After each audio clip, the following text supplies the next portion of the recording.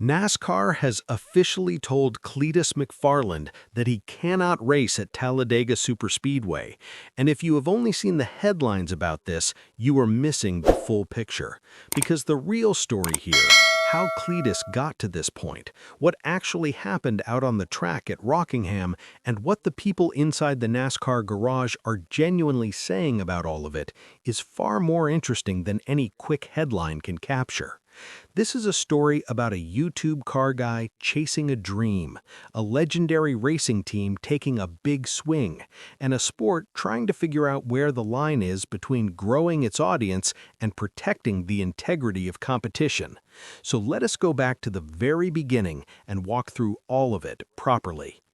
Before we get into it, if you enjoy honest and detailed NASCAR coverage that goes beyond the surface level, please hit that like button and subscribe to NASCAR Nation Report.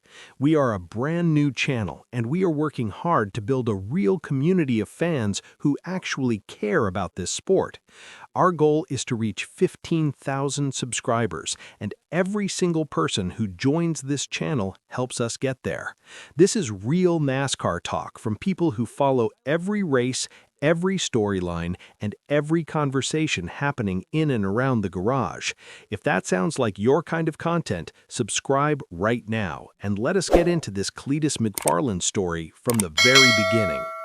So how exactly does a YouTube car guy with nearly 5 million subscribers end up signing a deal to race with one of the most famous teams in NASCAR history?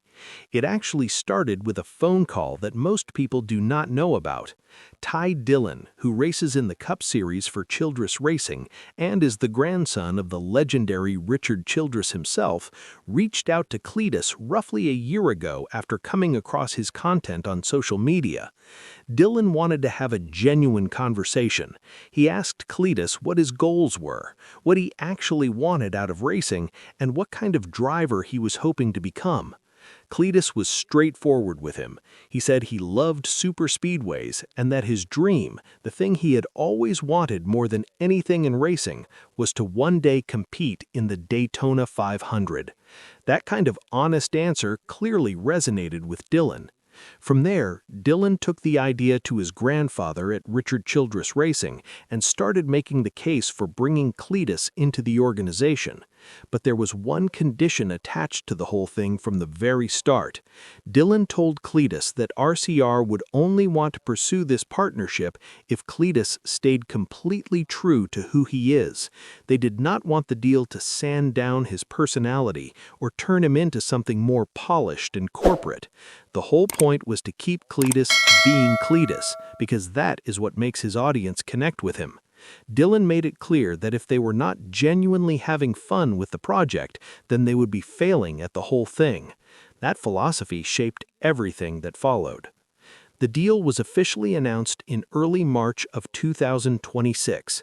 Cletus McFarland had signed on to run 3 O'Reilly Auto Parts Series races per season over a 2-year period with Richard Childress Racing, and the reaction from the NASCAR world was immediate and it was strong. Kyle Petty, a NASCAR legend and someone whose opinion carries real weight in this sport, came out and said flatly that internet personalities like McFarland do not belong on the racetrack alongside professional stock car drivers. That is not a casual criticism. That is a serious statement from someone who spent his career at the highest level of the sport. And Petty was not the only voice pushing back.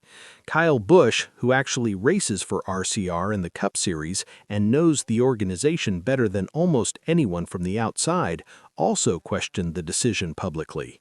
Busch pointing to the massive gap in experience between Cletus and even the least experienced drivers in the O'Reilly Series field. He said he wasn't even sure if Cletus had run 10 races total in his life, and he joked that his own 10-year-old son, Brexton, had probably accumulated more racing experience than Cletus at that point. Freddie Kraft, who works as Bubba Wallace's spotter and understands racecraft and driver preparation from a very practical standpoint, also voiced his concerns. So this was not just random noise from fans on social media.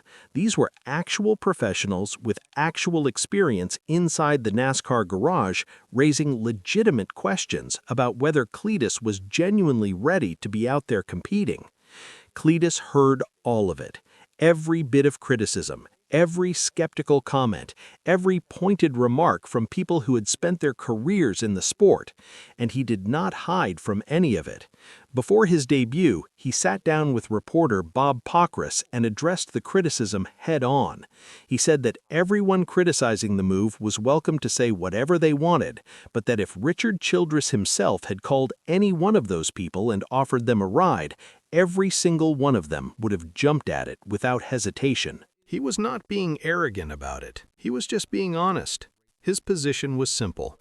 If NASCAR was approving him to race, then he was going to race. He was not going to apologize for taking an opportunity that was being offered to him through legitimate channels. The weekend that everyone had been waiting for finally arrived, Saturday, April 4th at Rockingham Speedway. And Cletus was not just racing once that day. He was doing double duty, running an ARCA Menard Series East race, and then coming back later in the afternoon for his O'Reilly Auto Parts Series debut. The ARCA race was genuinely encouraging.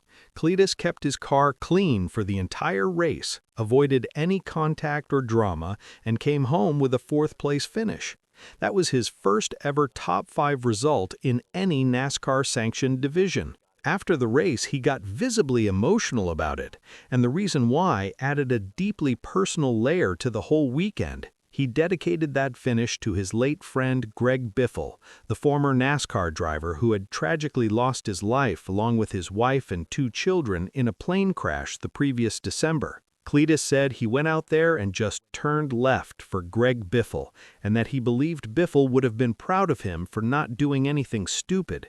It was a genuinely moving moment, and a reminder that behind the YouTube personality and the viral content, there is a real person who cares deeply about this sport and the people in it.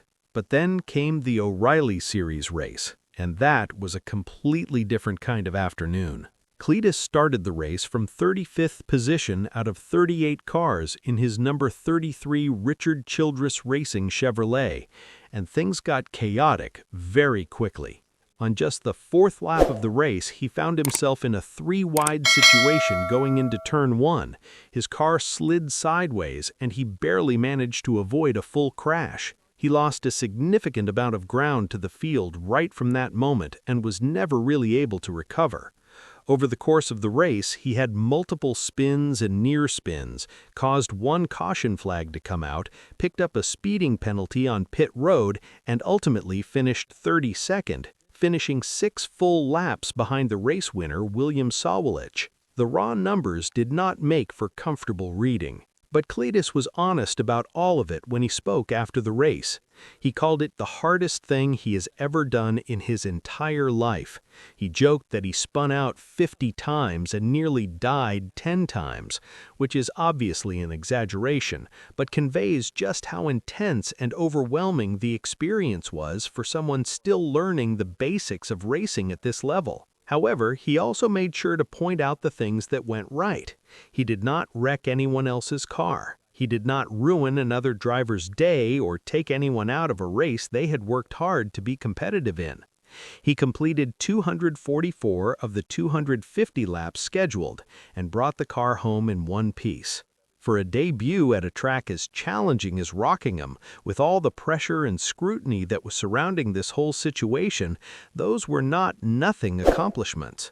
The response from inside Richard Childress Racing was carefully worded and notably honest. Danny Lawrence, the vice president of O'Reilly Series Operations at RCR, spoke to Motorsport.com after the race and did not sugarcoat the assessment. He acknowledged that Rockingham is a genuinely difficult racetrack and gave Cletus credit for handling a couple of moments where most drivers in his position would have spun out in front of the entire field and caused a much bigger problem. But Lawrence was also direct about the fact that there were many things they had hoped to see during the race that simply did not happen. They never got the opportunity to run a live pit stop, which is a fundamental part of racing at this level. And when Cletus got sideways early in the race, the whole team shifted into a conservation mindset, basically telling him to just keep rolling, stay out of trouble, and not push beyond what he could handle. That is not the mode any team wants to be in during a race. Lawrence also said something that became one of the most talked about quotes from the whole weekend. He said he would not be surprised at all if NASCAR decided to require Cletus to run another race somewhere before being cleared for Daytona or Talladega, because everything happens so much faster at those superspeedways, and they all wanted to make sure everyone involved was properly prepared. That quote turned out to be almost exactly what happened. Not everyone who weighed in was critical.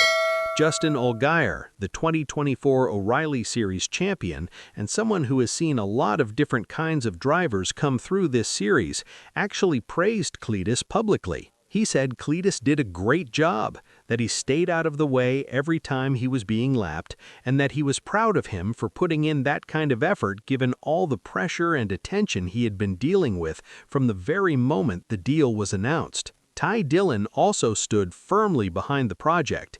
He said he believed NASCAR should be proud of how Cletus represented himself out there, that he was respectful to the cars ahead of him and did not make anyone else's day worse than it needed to be. But from the analyst and commentary side of things, the assessments were considerably harder. Tommy Baldwin offered a critique that was clearly not personal, but was focused on process and preparation. He compared what Cletus was doing to a student deciding to skip from 7th grade straight into college. The steps in between exist for a reason. You learn car control in late models, experience in ARCA. You develop your racecraft before you move up to a professional series.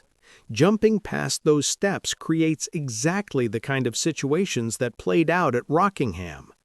Freddie Kraft went even further and pointed to a specific moment during the race that he felt illustrated the gap in basic racing knowledge. During the race broadcast, Cletus's in-car audio was played, and there was a moment where he was having a conversation with his spotter and appeared to be unclear on what the word inside meant in a racing context. Kraft called that Racing 101, the most fundamental level of communication between a driver and their spotter. Even Mark Martin, who had been one of the more supportive voices when it came to the overall concept of bringing Cletus into NASCAR, weighed in with a line that was both diplomatic and blunt. He said the best thing about Cletus was his interviews, which was a witty way of saying that his on-track performance still had a very long way to go. Martin agreed that the right place for Cletus to be developing right now is in ARCA, not the O'Reilly Series. And then came the official decision. On the Tuesday following the Rockingham weekend, NASCAR formally denied Cletus McFarland's entry to compete in the O'Reilly Auto Parts Series race at Talladega Superspeedway. He has been limited to the Truck Series and ARCA for the time being until he gains enough experience to satisfy NASCAR's standards for running at superspeedways. Dale Earnhardt Jr. backed the decision publicly. He said he had watched all 3 key pieces of footage closely: the YouTube video from the truck test, the O'Reilly Series test with RCR, and then the Rockingham race itself. And across all 3, he said Cletus consistently struggled to keep the car under control at the level required. Earnhardt said he saw enough to believe that approving him for Daytona or Talladega right now would not be the right call, and suggested that Cletus needs somewhere between 1 and 3 more race events before that conversation should be revisited. To his credit, Cletus handled the news with real maturity. He posted publicly calling it a kick in the teeth, which is an honest and understandable reaction. But he also made clear that it was not as devastating as it might look from the outside. He said he just needs to get out there more and do as much learning as possible. He is not fighting the decision, He is not blaming anyone. He is accepting the process and trying to work through it the right way. And there is one more angle to this whole story that deserves to be acknowledged because it actually matters quite a bit when thinking about the bigger picture. When Cletus raced at Rockingham, viewership for that race was up more than 10% compared to the same race the previous year. And the same kind of bump happened during his Truck Series debut at Daytona earlier in the season. He genuinely brings new eyes to the sport. He brings fans who might never have clicked on a NASCAR broadcast before. That is not a small thing for a sport that is always looking for ways to grow its audience and bring in the next generation of fans. The real challenge for NASCAR and for Childress Racing is finding the balance that serves everyone. They need to let Cletus develop as a driver at a pace that is realistic and safe, while also making the most of his extraordinary platform. More ARCA starts, more Truck Series experience, more time learning the fundamentals before he gets another opportunity in the O'Reilly Series. And Cletus himself seems completely at peace with that path. He never expected NASCAR to simply wave him through without earning it. He is taking the opportunity that is in front of him and trying to grow into it honestly, one race at a time. If you want to keep following this story and every other major storyline in NASCAR this season, subscribe to NASCAR Nation Report. We are building this channel one video at a time and working toward 15,000 subscribers. Drop your thoughts in the comments about Cletus McFarland and whether you think NASCAR made the right call keeping him out of Talladega. Hit that like button if you enjoyed the breakdown, and we will see you in the next one.